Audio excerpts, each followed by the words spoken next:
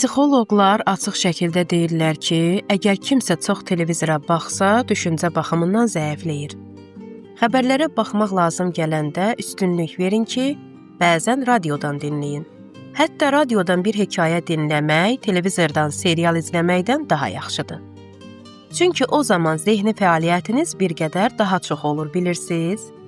Sonda sadəcə səsi eşidirsiniz.